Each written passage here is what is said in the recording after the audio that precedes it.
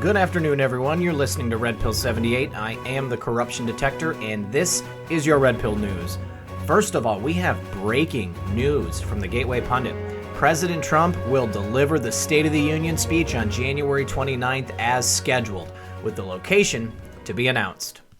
President Trump is moving full steam ahead to deliver his State of the Union address despite House Speaker Nancy Pelosi's power play to postpone the president's speech.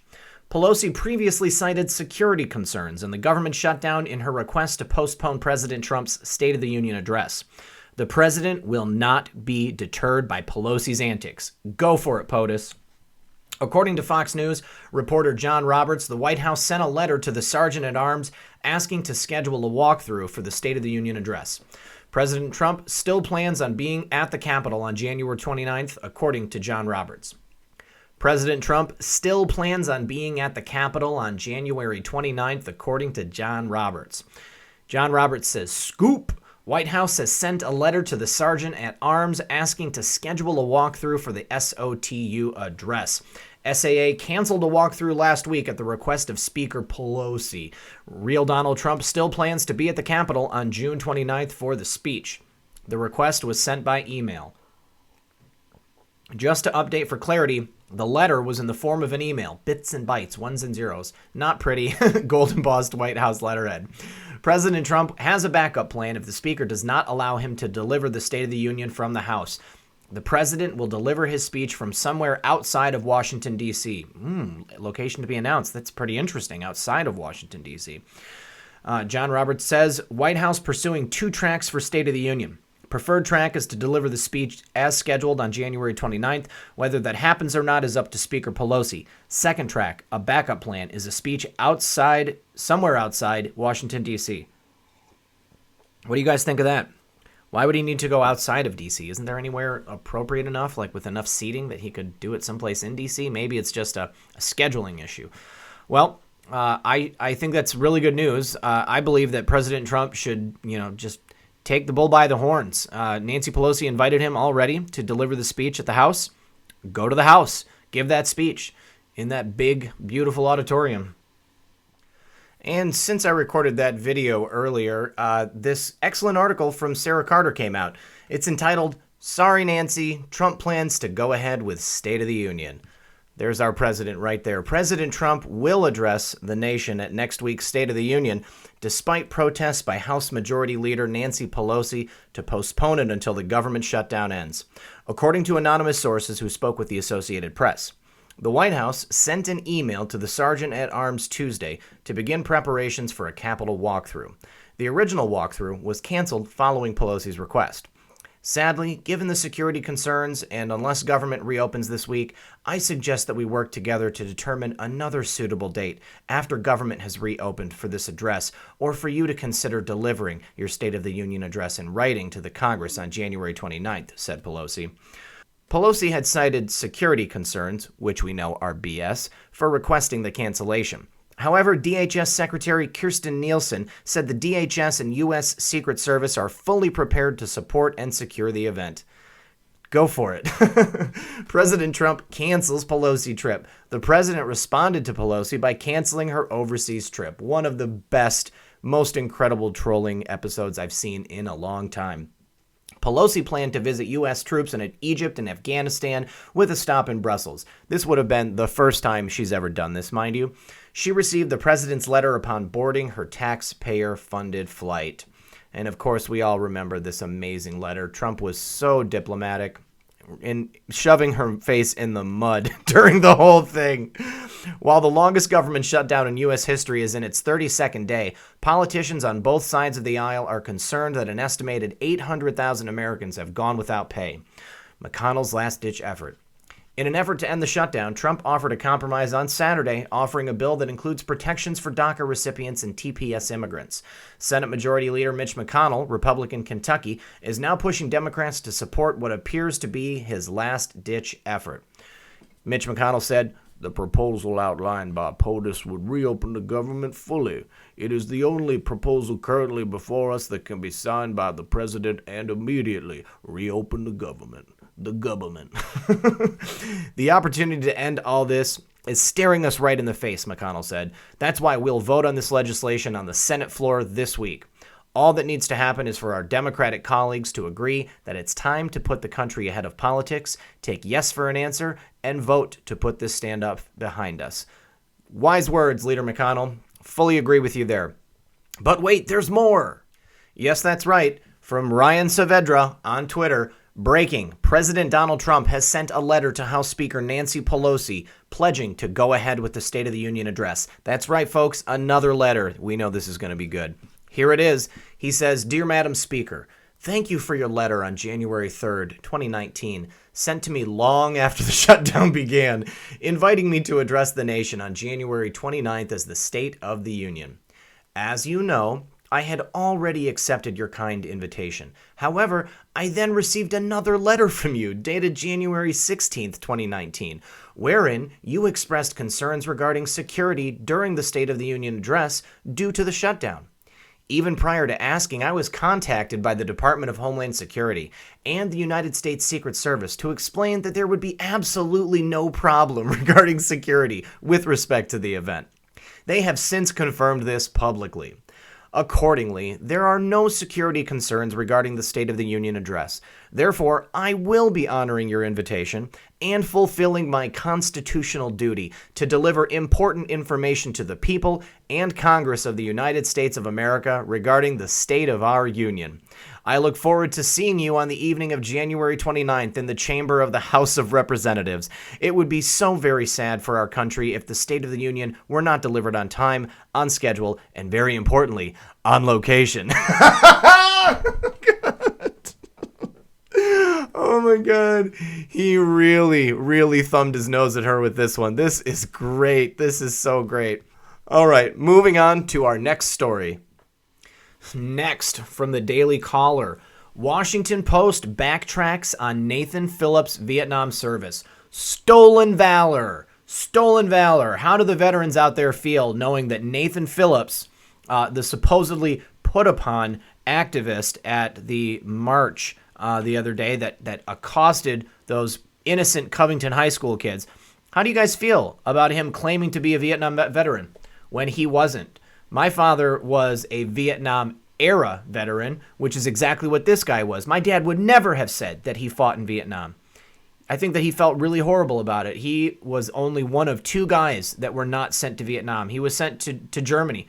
He was an MP on the border between East and West Germany, and all of his buddies died. And the ones who didn't die there, they came back and they died addicted. So I can't believe this guy. The Washington Post issued a correction Tuesday to the ongoing narrative regarding Friday's confrontation between Native American elder Nathan Phillips and a group of Catholic high school students. At the bottom of a story published Sunday, the Post added the following note: correction. They do it so small. Correction. Earlier versions of this story incorrectly said that Native American activist Nathan Phillips fought in the Vietnam War. Phillips served in the U.S. Marines from 1972 to 1976, but was never deployed to Vietnam. Phillips himself does not appear to have ever made the claim that he deployed to Vietnam. In several interviews, he has referred to himself as a Vietnam Times veteran and said in an interview with Indian Country Today that he was called a baby killer. He also indicated that a woman, whom he described only as a hippie, spat on him in one such encounter. Since the story went viral over the weekend, numerous video and eyewitness accounts have reshaped the narrative from what was first framed as a racist incident. And a fuller context of the confrontation suggests that the Covington students did not intend to attack or insult Phillips and his companions at all. That's right, they were blameless. They were the ones who were accosted. Phillips has since refused a meeting with the boys and suggested that expulsion would be a fair punishment for their actions. So, Nathan Phillips, you think that these boys should have their lives ruined, their educational careers ruined because you made a story up? Because you're a liar?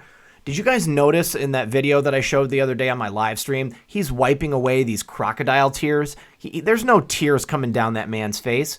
He's pretending. He makes these pretend, like, wiping motions, like, I'm wiping away tears. But there was no tears coming out of that man's eyes. He was a fake and a liar from the get-go. Lastly, one more from the Daily Caller. Judge Napolitano's breakdown of unconstitutional means to gather evidence got President Trump's attention. I sure hope it did. Fox News senior judicial analyst Judge Andrew Napolitano accused the FBI of using unconstitutional means to obtain information against President Donald Trump on Fox and Friends Tuesday. One warrant is easy to get. One is difficult to get. When the FBI can't get the more difficult one, they get the easy one. And that has corrupted them, Napolitano said. And that has enabled them to gather evidence by unconstitutional means. And that's what they did to the president. Napolitano was discussing the FBI's use of FISA practices and said the agency has abused the process to obtain low-standard warrants. This is not something normally done by the general counsel of the FBI. If he were doing his job, he would say to them, "Stay away from the FISA," he continued. Let's go ahead and watch. It's a warrant which relied heavily on that unverified anti-Trump dossier. So what does it all mean? Here with looking at the legal impact is Fox News senior judicial analyst, host of Liberty File on Fox Nation, Judge Andrew Napolitano. Judge, why is this significant to you? Because this is not something normally done by the general counsel of the FBI. If he were doing his job, he would say to them, "Stay away from FISA." Donald Trump has argued, the president has argued, that FISA, which has a low standard to get a search warrant, has been abused by the FBI because it's easy to get a search warrant from the FISA court as opposed to a regular sitting federal judge where the standard is one in the Constitution. Under the Constitution, to get a search warrant, to listen to somebody's phone calls, to look at their mails, to their mail, to follow them, you have to have probable cause of crime, a very high standard. You have to show evidence. Not a dossier, but actual evidence to a judge. Under FISA, the standard is a lot less. The standard is, has this person ever spoken to a foreign person, to a foreigner? So I could talk to my tailor in Midtown Manhattan, and that would justify the FISA warrant on me. It's the same warrant. One is easy to get, one is difficult to get. When the FBI can't get the more difficult one, they get the easy one. And that has corrupted them. And that has enabled them to gather evidence by unconstitutional means. And that's what they did to the president. Well, when you look at this transcript, what we've seen, Fox News has seen, it's a real eye-opener. He admits that he was given he said it was very unusual. A top DNC lawyer gave him documents at the DOJ and the FBI. And then when Christopher Wray came into the FBI, he got reassigned to a different job. And we understand now this guy, Mr. Baker, is under criminal investigation for leaking to the media. It is obvious that there was an agenda on the part of people in the FBI to either cause President Trump to stumble, to prevent him from entering office, or to get rid of him once he was in office. And we keep getting snippets of this evidence. If they can do this to the President of the United States, they can do it to anybody. All right. I cannot wait for Liberty File today. The judge on Fox Nation at foxnation.com. We'll be talking about a Biden beta. Thank you, Judge Napolitano. Now, President Trump took notice of Napolitano's comments Tuesday morning and tweeted about corruption within the federal government. FBI top lawyer confirms unusual steps. They relied on the Clinton campaign's fake and unverified dossier, which is illegal. That has corrupted them. That has enabled them to gather evidence by unconstitutional means, and that's what they did to the president. That's big news that President Trump is pointing that out. Very, very true. We know for a fact that certain agents and elements within the U.S. government want the president to fail. They have been counting on it. They've been working on it throughout his entire administration, even before he was elected, when he was just a candidate. But Donald Trump is anointed by God. Mark my words. That's the reason he is in office. That's the reason he is here. He has been sent. He has been delivered to unshackle us from the chains of the bondage that we have been enslaved by for so long. You know, and I get kind of angry when people try to say that Donald Trump is, you know, he's the Antichrist. You know, he's heralding the second coming. You know, the world's going to end. Donald Trump is the Antichrist. You know, he's not the Antichrist. You know, I think that is agents that are, again, trying to sow division, and I put no credence to their claims. All right, guys. Well, thank you very much for joining me once again. I am Red Pill 78. Just want to remind everyone, if you would like to donate, I do have the link to my Patreon account below. I never use it for anything other than donations, and you are perfectly welcome to get the information for free here. But if you think the work that I am doing is warranting, you know, some donations, then by all means, feel free to donate. Don't forget, in the live stream that I did, Obama's Hammer, I gave a shout out to all my patrons. They're in the very end of the video. You can look at all their names, and if you see them around on Twitter or YouTube or Facebook, you can tell them, hey, I'm a fan of Red Pill 78 too. Thank you, everyone.